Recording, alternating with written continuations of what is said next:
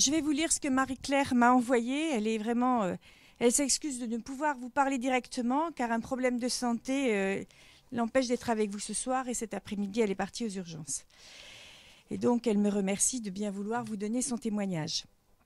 Donc, je suis Marie-Claire Michaud, praticienne en shiatsu. En 2008, j'ai rencontré une personne qui m'a permis de prendre contact avec Francine Desmarchelier, présidente de l'AVAX.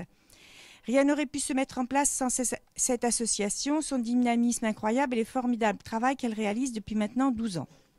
Nous avons commencé les ateliers détente et vitalité en septembre 2008 et sommes maintenant à la 5e saison de ces ateliers. C'est un atelier mensuel qui dure 3 heures. Il est ouvert à tous, aux malades, aux proches et aux bénévoles de l'association. Nous pratiquons des automassages, des auto-shiatsu, des exercices respiratoires, des temps de relaxation, ainsi que de courtes séances de shiatsu. Ce shiatsu familial permet à chacune de donner et de recevoir. Les participantes sont pour l'essentiel des femmes. Certaines redonnent à leurs proches ce qu'elles apprennent à l'atelier. Qu'elles puissent avoir un moyen d'apporter du bien-être à leur famille au moment où elles-mêmes sont en soins, c'est pour moi quelque chose de très touchant. Beaucoup pratiquent pour elles-mêmes le doing au quotidien. Cet atelier est aussi un moment d'échange, de parole et de renforcement des liens. Et donc là, je vous ai mis des témoignages de 2 patientes. Voilà, un bien-être par le fait qu'on s'occupe de moi, une meilleure connaissance des méridiens énergétiques et de la circulation des énergies, une découverte de l'automassage et des techniques du shiatsu que l'on peut refaire chez soi, un partage avec l'autre en pratiquant le massage, je donne puis je reçois, de la détente par la relaxation que l'on peut pratiquer seul. Cela est très enrichissant sur le plan personnel. L'atelier détente et vitalité m'apporte beaucoup. Les rencontres, les témoignages des uns et des autres me permettent d'avancer et de relativiser. Ces échanges sont importants pour moi car ils m'apportent d'une certaine manière des réponses à mes questions. Les émotions partagées, recueillies, bouleversent par leur sincérité, ils me mettent en confiance. L'automassage nous permet de mieux comprendre notre corps et ses besoins. Alors là, elle a écrit exactement ce que la personne avait écrit. Le fait d'appliquer le shiatsu et de le faire consciencieusement nous fait prendre soin des unes et des autres. Ces échanges sont riches en complicité. En 2010, j'ai participé à la première formation de shiatsu à l'accompagnement en oncologie organisée en France pour les praticiens de shiatsu dont Jérôme vous a parlé. Depuis septembre 2011, l'AVAX prend en charge des séances individuelles de shiatsu. Ces séances sont gratuites. De toute façon, tous les ateliers que l'on propose, tout est gratuit pour les malades. Ces séances sont gratuites, ouvertes à toute personne en traitement, quel que soit celui-ci, opération, chimiothérapie, radiothérapie ou hormonothérapie. Les séances ont lieu dans le local des usagers et associations à la clinique Saint-Faron à Mareuil-les-Maux dans le 77, mais sont ouvertes également à des personnes se faisant soigner ailleurs. Pour l'instant, elles sont illimitées.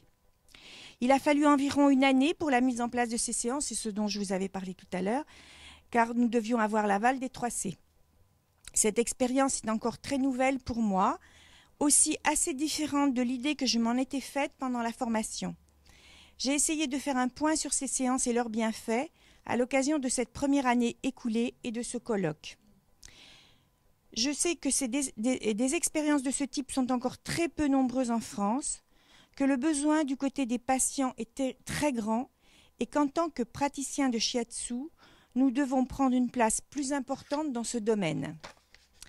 Au départ, l'idée était d'intervenir surtout avec l'objectif d'atténuer les effets secondaires pendant les séances de chimiothérapie.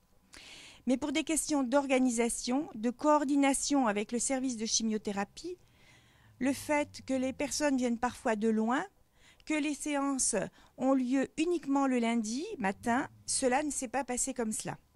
Dans les faits, les personnes venaient recevoir un shiatsu à distance de leur séance de chimio ou étaient dans une autre situation, radiothérapie, fin de traitement après plusieurs chimios ou hormonothérapie.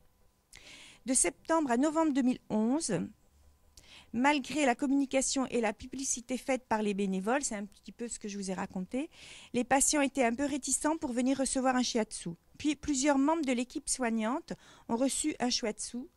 Infirmière d'annonce, secrétaire que j'ai vue tout à l'heure, je ne sais pas si elle est encore là, du service d'oncologie, les infirmières de chimiothérapie et la psychologue de la clinique.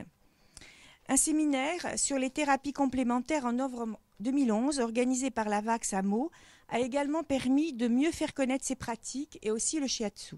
Et donc ce séminaire était ouvert au public et aux soignants. Depuis, le bouche à oreille a circulé et nous sommes confrontés au problème inverse, beaucoup de demandes. Nous avons espacé les séances de shiatsu à tous les 15 jours et se pose encore les questions de limiter combien de séances par personne.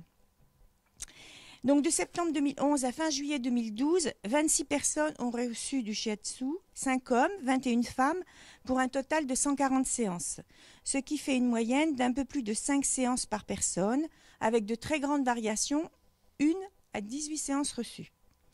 18 personnes étaient porteuses d'un cancer du sein.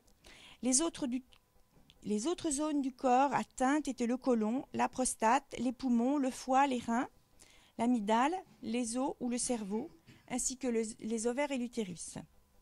Seules 4 personnes commençaient un premier protocole de chimio. 7 en radiothérapie, 8 en hormonothérapie, 9 suivaient un 10e protocole. Le total fait que plus que 26, les traitements se cumulant dans le temps. Alors, dans l'évaluation des shiatsu, eh bien, à chaque fois, donc avant la séance, il y a une évaluation qui est remplie. Le papier est donné à la personne qui doit le ramener après la séance suivante. Alors là, c'est très difficile. La plupart du temps, elles ont oublié. Elles ne savent pas évaluer la douleur à combien. C'est aussi très difficile, ou la fatigue.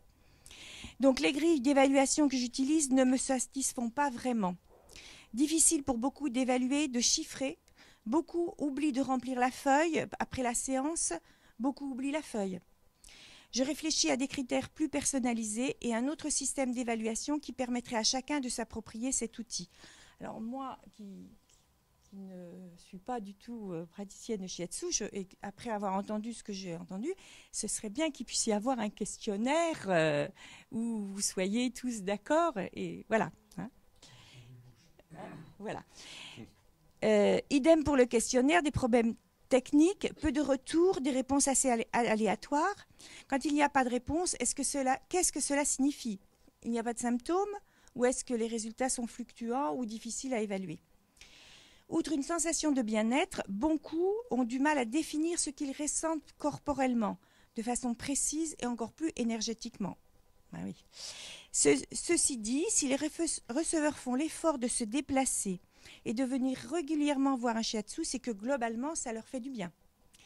Cette année, de séances individuelles de shiatsu à la clinique est pour moi une expérience très riche, complexe, humainement très forte. Une richesse d'expérience et d'informations que je n'ai pas encore pu analyser. Il est très important d'avoir des personnes avec qui partager et je remercie les bénévoles de la VAX, la psychologue, les infirmières avec qui j'ai l'occasion d'échanger.